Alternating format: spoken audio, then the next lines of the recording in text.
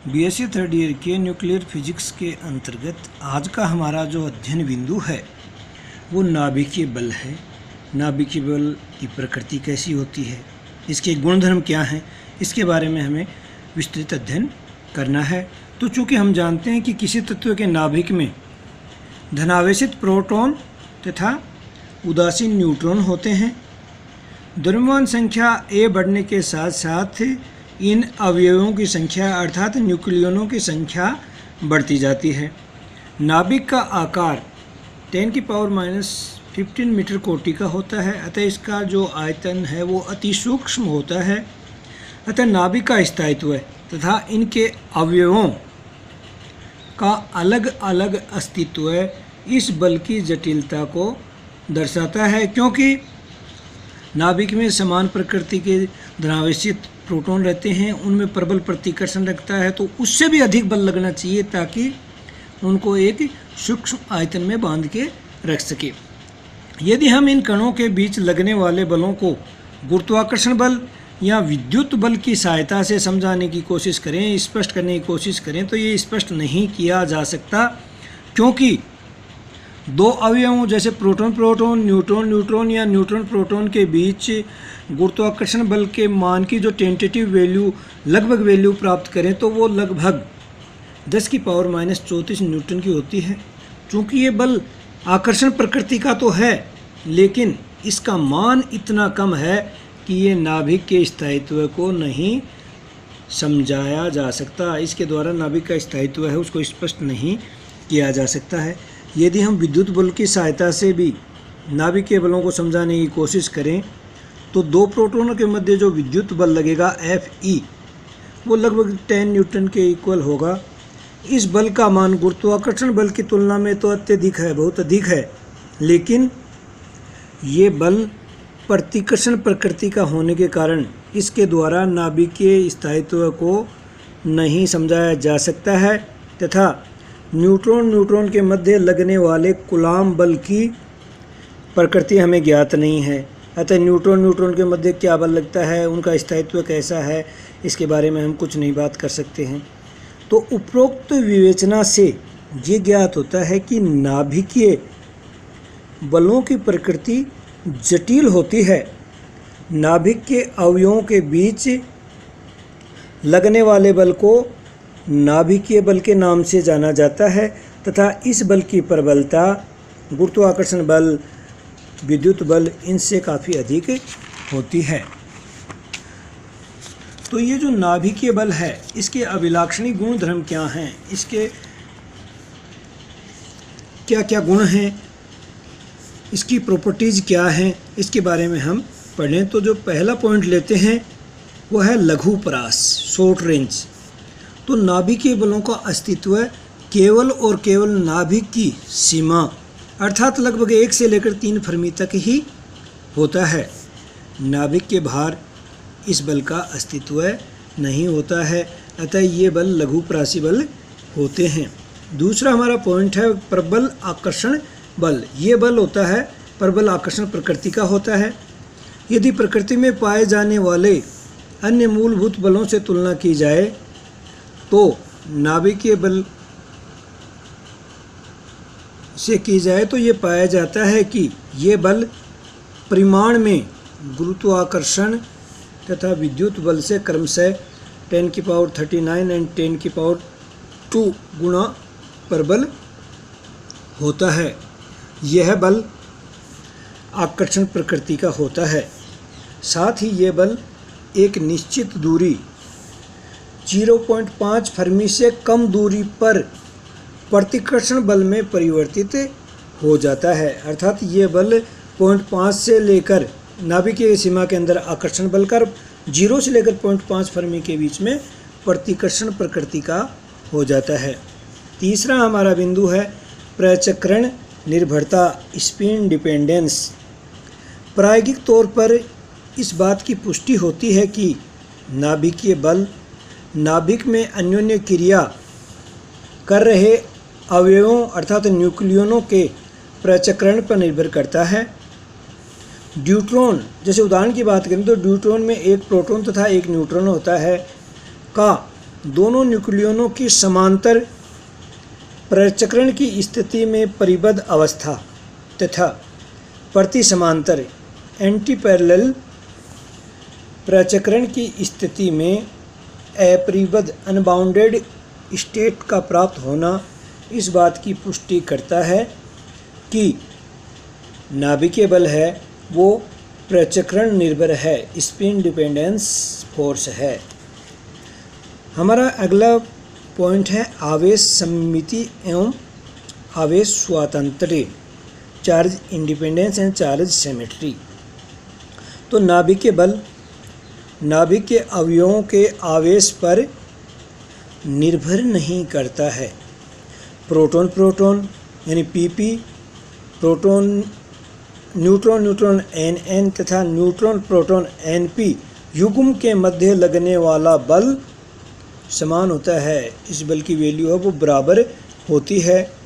इसकी पुष्टि विभिन्न प्रयोगों द्वारा की जा सकती है। तो जो पीपी, पीएन और एनएन के मध्य यदि लगने वाला बल बराबर है तो हम कहेंगे कि ये आवेश पे निर्भर नहीं करता है, ये चार्ज इंडिपेंडेंट है।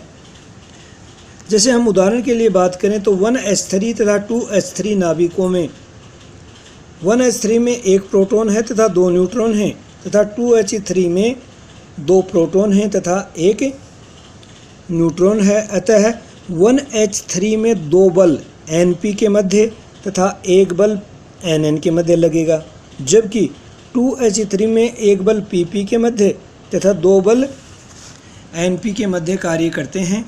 प्रायोगिक तौर पर 1h3 की बंधन ऊर्जा 2h3 से लगभग 0.77 MeV अधिक पाई जाती है, क्योंकि 2h3 की बाइंडिंग एनर्जी है वो 7.71 MeV एवं 1h3 की बाइंडिंग एनर्जी है वो 8.482 MeV है।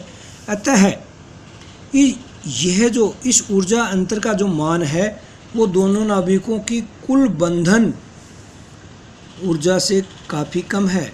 अर्थात ये माना जा सकता है कि न्यूट्रॉन न्यूट्रॉन, प्रोटॉन प्रोटॉन एवं न्यूट्रॉन प्रोटॉन के बीच लगभग समान बल लगता है।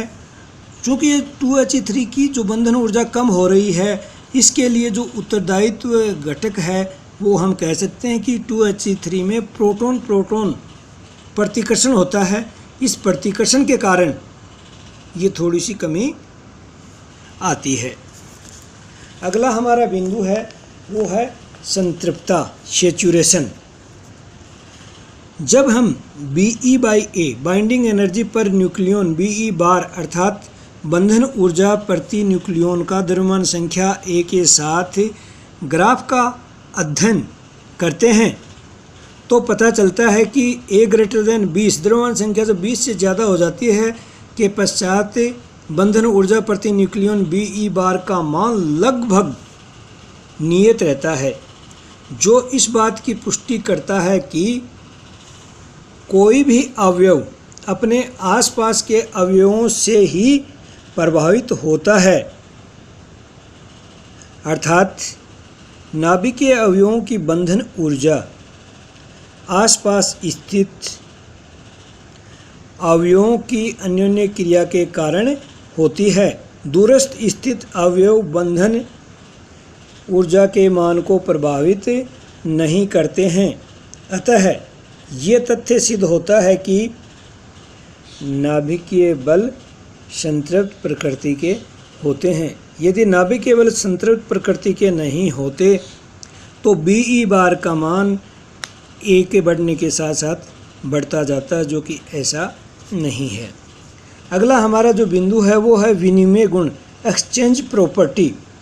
तो नाभिकीय बल नाभिक में स्थित न्यूक्लियनों अवयवों के मध्य पाई मेसोन के विनिमय से उत्पन्न होते हैं, इसलिए इन्हें विनिमय प्रकृति का कहा जाता है। प्रोटॉन न्यूट्रॉन के मध्य पायोन का एक्सचेंज होता रहता है और उस एक्सचेंज के कारण ही न्यूक्लियर फोर्स हैं वो जनरेट होते हैं। अगला पॉइंट है हमारा अकेंद्रीय प्रकृति, नॉन सेंट्रल फोर्स। तो नाभिकीय बल एक जटिल प्रकृति के बल होते हैं। इसमें कुछ भाग अकेंद्रीय बलों या टेंसर बलों का भी होता है, जो कि विभिन्न नाभिकों के चुंबकीय आघूर्णों के प्रायोगिक तथा सैद्धांतिक मानों के अंतर से सिद्ध किया जा सकता है। जैसे न्यूट्रॉन के लिए चुंबकीय आघूर्ण म्यू एन तथा प्रोटॉन के लिए चुंबकीय आघूर्ण म्यू पी हो, तो जो इनके मान हैं, म्यू एन का मान -1.911315, म्यू पी 2.79271 है। अतः जो न्यूट्रॉन का चुंबकीय आघूर्ण म्यू डी है वो mu N plus mu P के बराबर यानी कि 0.87956 होना चाहिए था, लेकिन उसका जो प्रायोगिक मान है वो 0.857411 प्राप्त होता है। चूँकि इसमें थोड़ा सा जो अंतर है, इस अलग अंतर की व्याख्या करने के लिए नाभिकीय बलों को अकेंद्रीय बल का कुछ अंश माना जा सकता है, यानी कि नाभिकीय बलों में कुछ अंश अकेंद्रीय प्रकृति के बलों का भी होता है। अगला हमारा जो बिंदु है वो युकावा मेसन सिद्धांत। तो युकावा ने 1935 में मेसन सिद्धांत प्रस्तुत किया, जो कि नाभिकीय बलों की प्रकृति की व्याख्या करने में सफल रहा। युकावा के अनुसार जिस प्रकार विद्युत अन्योन्य क्रिया फोटोन के विनिमय पर आधारित है, उसी प्रकार नाभिकीय अन्योन्य क्रिया भी किसी कण के विनिमय के द्वारा होनी चाहिए। चूँकि विद्युत क्षेत्र की प्रास अनंत होने के कारण फोटोन का विराम द्रव्यमान शून्य होता है, जबकि नाभिकीय बलों की प्रास सीमित होती है। अतः सीमित होने के कारण इस कण का द्रव्यमान परिमित होना चाहिए। तो युकावा के अनुसार इस कण का द्रव्यमान 200 Me, यहाँ Me है वो इलेक्ट्रॉन के द्रव्यमान है, के तुल्य होना चाहिए, जबकि कॉस्मिक किरणों की खोज के उपरांत इस कण को जो मेसन 200 Me की खोज हुई, लेकिन यह कण नाभिकीय बलों की व्याख्या पूर्ण रूप से नहीं कर सका। बाद में एक अन्य कण जिसका द्रव्यमान लगभग 273 Me होता है की खोज हुई। इस कण के द्वारा नाभिकीय बलों को पूर्ण रूप से समझा गया। इस कण का नाम पाई मेसन या पायोन रखा गया। तो जो पायोन सिद्धांत के अनुसार, इस सिद्धांत के अनुसार नाभिक का प्रत्येक अवयव सतत रूप से पाई मेसनों का उत्सर्जन या अवशोषण करता है, अर्थात विनिमय करता है, एक्सचेंज करता है, तथा नाभिकीय बल की प्रकृति होती है वो एक्सचेंज टाइप होती है। पाई मेसन 3 प्रकार के होते हैं, pi plus, pi minus, pi zero के उत्सर्जन व अवशोषण के कारण संवेग परिवर्तन होता है। इससे नाभिकीय बल उत्पन्न होता है, क्योंकि संवेग में परिवर्तन होगा तो वो फोर्स जनरेट करेगा। ये क्रिया निम्न 3 प्रकार से संपन्न होती है। जैसे पहला उदाहरण लें, प्रोटॉन प्लस न्यूट्रॉन। यहाँ पर ये प्रोटॉन है, ये पाई प्लस का उत्सर्जन करता है, न्यूट्रॉन बन जाता है। जो दूसरा न्यूट्रॉन है तो वो पाई प्लस का अवशोषण कर लेता है, तो वो प्रोटॉन बन जाता है। इस प्रकार प्रोटॉन प्लस न्यूट्रॉन से न्यूट्रॉन प्लस प्रोटॉन। इसी प्रकार न्यूट्रॉन प्लस प्रोटॉन, यदि ये न्यूट्रॉन पाई माइनस का अवशोषण करे, पाई माइनस पायोन का उत्सर्जन करे, तो proton plus pi minus plus P, तो ये प्रोटॉन इसका अवशोषण कर लेगा यहाँ, तो प्रोटॉन प्लस न्यूट्रॉन बन जाएगा। इसी प्रकार पायोन जीरो, तो n plus N, neutron plus neutron, तो एक्सचेंज के द्वारा ये क्रिया संपन्न होगी।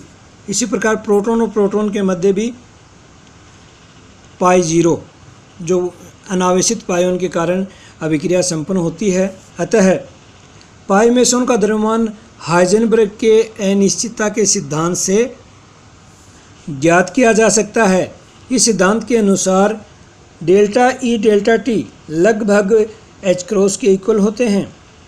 यदि पाई मेसन प्रकाश के वेग से नाभिक के पास को पार करने में जो समय लगेगा डेल्टा टी, वो नाभिक की प्रास अपॉन सी, तो लगभग टेंटेटिव वैल्यू आ गई। यदि पाइयोन की ऊर्जा डेल्टा ई बराबर एम पाई सी स्क्वायर लें तो अनिश्चितता के समाधान से m pi c square into delta t लगभग equal to h cross m pi c square, delta t की वैल्यू रख दी r by c equal to h cross, जिससे एम पाई की वैल्यू हम निकालेंगे तो लगभग 280 MeV, जबकि प्रायोगिक मान 273 MeV है, तो लगभग सेम वैल्यू आ रही हैं, नज़दीक वैल्यू आ रही हैं। अतः युकावा के सिद्धांत के प्रायोगिक सत्यापन से ये इसकी पुष्टि होती है। यहाँ सिद्ध होता है कि नाभिकीय बल हैं वो पायोन के एक्सचेंज से उत्पन्न होते हैं। अब बात यदि नाभिकीय विभव की करें तो नाभिकीय विभव की जो स्थितिज ऊर्जा ग्राफ है, इधर स्थितिज ऊर्जा पॉजिटिव है, प्रतिकर्षण की है, नीचे की ओर आकर्षण की है, ये डिस्टेंस है।